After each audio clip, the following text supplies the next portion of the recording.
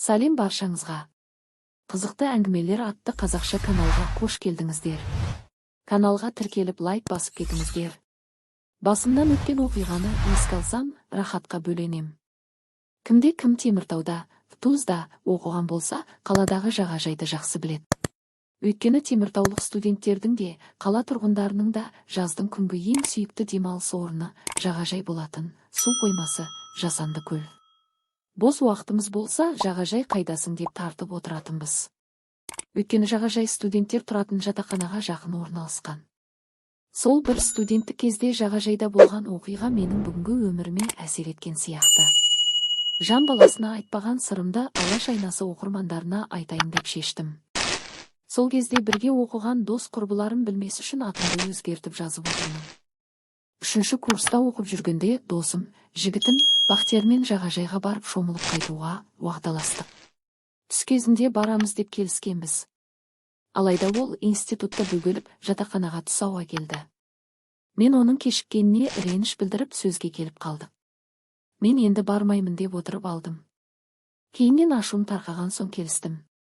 Біз ырың-жырың боп жағажайға барғанымызша сағат кешкі 7 шамасы болды.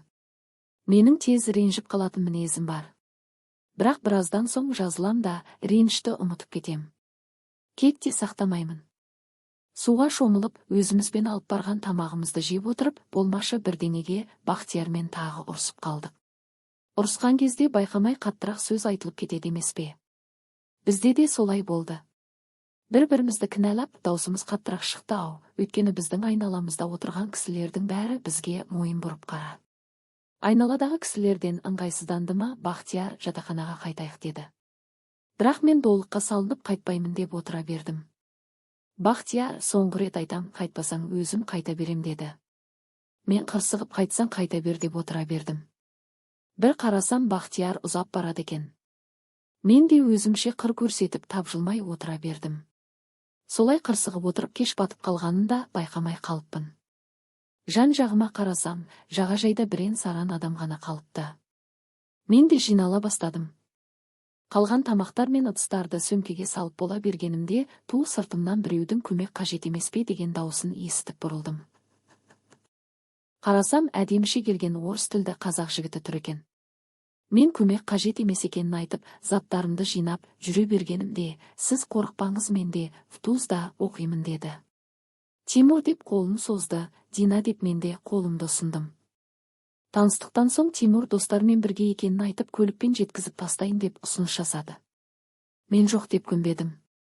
Алайда Тимур қоярда қоймай мені анадай жерде тұрған машинаға алып барды. Көлік ішінде 2 орыс жігіті отыр екен.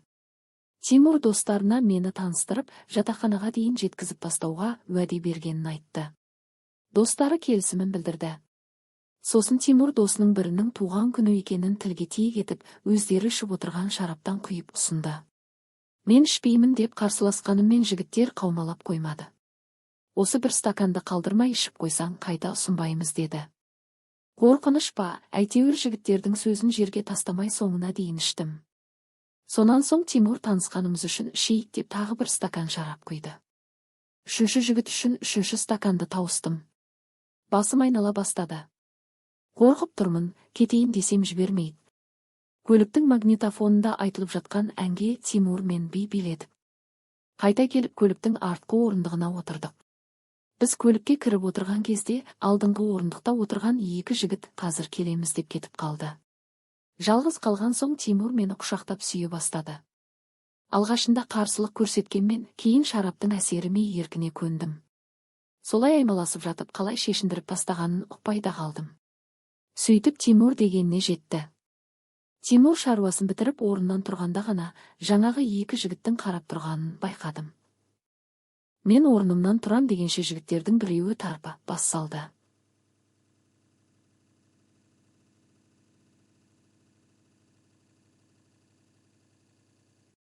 Екіншісі де дегенін істеді. Содан кейін 3-ші жігіт те айызын қандырды. Одан кейін де кезектесіп тағы бір реттен келді. Сонан соң жатақханаға әкеліп тастап кетті. Бұл туралы ешкімге тіс жармадым. Бірақ неге екенін қайдам, менде жанды жейтіндей өкініш сезімі болған жоқ. Керісінше сол жайлы ойласам қандайда бір рахат сезімі пайда болатынды шығарды.